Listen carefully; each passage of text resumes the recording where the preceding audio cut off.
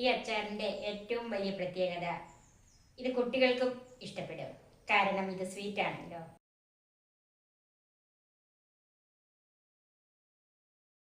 പൈനാപ്പിളിൻ്റെ തനതായ രുചിയിലൊരു സ്വീറ്റ് അച്ചാർ. ഹായ്, എല്ലാവർക്കും നമസ്കാരം. എല്ലാവരെയും എൻ്റെ ചാനലിലേക്ക് സ്വാഗതം ചെയ്യുന്നു. നമുക്ക് നേരെ വീഡിയോയിലേക്ക് പോകാം. നല്ലവണ്ണം പഴുത്ത ഒരു വലിയ പൈനാപ്പിളാണ് ഞാൻ എടുത്തിരിക്കുന്നത്. ഇത് തൊലി ചെത്തി ചെറിയ കഷ്ണങ്ങളാക്കി മുറിച്ചെടുക്കണം. 2 തുടം വെളുത്തുള്ളി ഞാൻ പൊളിച്ച് വലുതൊക്കെ ഇന്ന് കീറി വെച്ചിട്ടുണ്ട്. ഒരു വലിയ കഷ്ണം ഇഞ്ചി, 3 പച്ചമുളക്, 1/4 കപ്പ് ശർക്കര ഉരുക്കിയത്, 1/2 ടീസ്പൂൺ മഞ്ഞൾപ്പൊടി, 4½ ടേബിൾ സ്പൂൺ കാശ്മീരി മുളക് പൊടി, 1/4 ടീസ്പൂൺ കുരുമുളക് പൊടി, 1/2 ടീസ്പൂൺ ഉലുവാപ്പൊടി, 3/4 ടീസ്പൂൺ കടുക്, 3 വറ്റൽമുളക്, 1/4 ടീസ്പൂൺ ഉലുവ.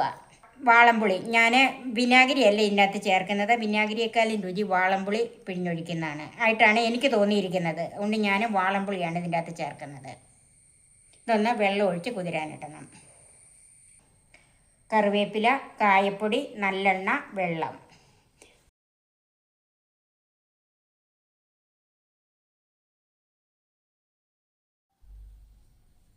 പൈനാപ്പിൾ ഇതേ കനത്തിൽ ഇതുപോലെ അരിഞ്ഞു വെച്ചിട്ടുണ്ട്.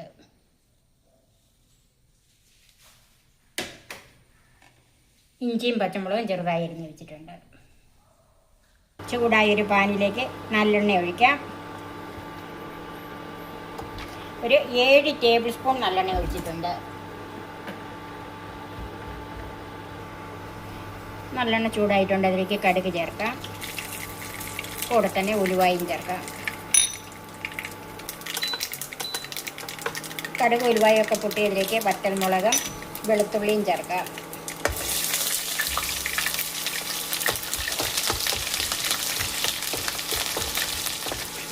ഈ ഒരു മീഡിയം ഫ്ലെയിമിൽ മതി. അതിലേക്ക് ഇഞ്ചിയും പച്ചമുളകും കൂടെ ചേർക്കാം. കുറച്ച് കറിവേപ്പില ചേർക്കാം.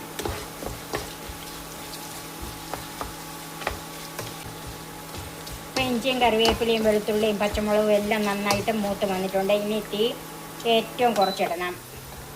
അതിലേക്ക് പൊടികൾ ചേർക്കാം. മഞ്ഞൾപ്പൊടി, മുളക് പൊടി, കുരുമുളക് പൊടി, ഉലുവാപ്പൊടി.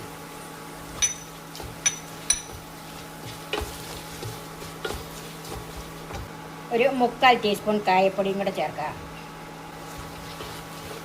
തീ കുറച്ച് വെച്ച് തന്നെ പൊടികൾ നന്നായിട്ടൊന്ന് മൂത്ത് വരണം. ഞാനിവിടെ കാശ്മീരി മുളക് പൊടി തന്നെയാണ് ചേർത്തിരിക്കുന്നത്. ഇനി കുറച്ചുകൂടെ എരിവ് വേണമെങ്കിൽ പപ്പാതി ചേർക്കാം. സാദാ മുളക് പൊടിയും കാശ്മീരി മുളക് പൊടിയും കൂടെ പകുതി വീതം ചേർക്കാം. അപ്പം മുളകൊക്കെ നന്നായിട്ട് മൂത്ത് വന്നിട്ടുണ്ട്. ഒത്തിരി അങ്ങ് കരിഞ്ഞു പോകണ്ടല്ലോ. പാകത്തിന് മൂപ്പായിട്ടുണ്ട്. അതിലേക്ക് പുളിവെള്ളം ചേർക്കാം. പുളിവെള്ളം അല്ല വിനാഗിരിയാണ് ചേർക്കുന്നതെങ്കിലും അതിനനുസരിച്ച് പുളിക്കുള്ള വിനാഗിരി ചേർത്ത് കൊടുക്കണം.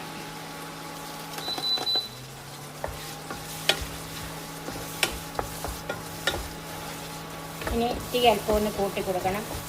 പുളിവെള്ളം ഒഴിച്ചത് ഒന്ന് തിളച്ച് വന്നിട്ടുണ്ട്. അതിലേക്ക് അരിഞ്ഞു വെച്ചിരിക്കുന്ന പൈനാപ്പിൾ ചേർക്കാം. നന്നായിട്ടൊന്ന് മിക്സ് ചെയ്യാം. ഇനി തീ അല്പം ഒന്ന് കുറച്ച് വെച്ച് കൊടുക്കണം.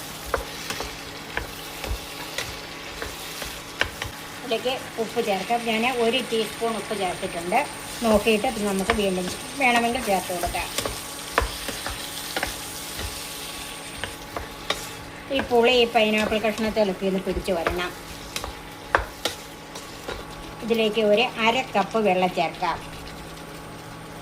അച്ചാറുകളിൽ വെള്ളം ചേർക്കില്ല എന്നൊക്കെ പലരും പറയുന്നുണ്ട്. പക്ഷേ പൈനാപ്പിൾ അച്ചാറിനകത്ത് വെള്ളം ചേർത്തെങ്കിലേ പൈനാപ്പിൾ ഒന്ന് വെന്ത് വരുള്ളൂ. ഇത് വെന്ത് വറ്റി വരേണ്ടതാണ്. ഒരു മീഡിയം ഫ്ലെയിമിൽ ഇട്ടാൽ മതി. ഒന്ന് അടച്ച് വെച്ച് വേവിച്ചെടുക്കാം.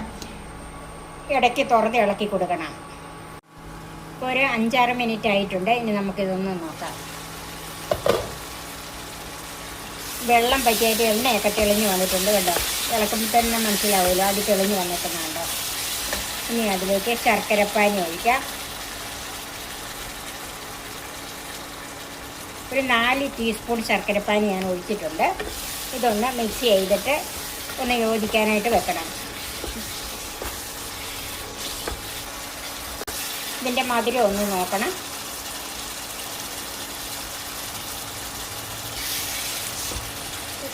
സാമാന്യം മധുരമുള്ള പൈനാപ്പിൾ ആയിരുന്നതുകൊണ്ട് ഇത് തിളച്ച് വെന്ത് വന്നപ്പോഴത്തേക്ക് ഇതിൻ്റെ മധുരം ഇറങ്ങിയിട്ടുണ്ട്. പിന്നെ നമ്മൾ ശർക്കരപ്പാനിയും കൂടെ ഒഴിച്ച് കഴിഞ്ഞപ്പോൾ നന്നായിട്ട് മധുരമുണ്ട്, ആവശ്യത്തിനുള്ള മധുരമുണ്ട്.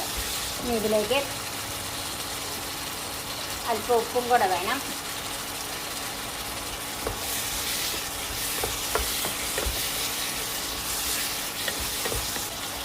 ഒരു 1/4 ടീസ്പൂൺ ചായപ്പൊടിയും കൂടെ ചേർക്കുവാണ്.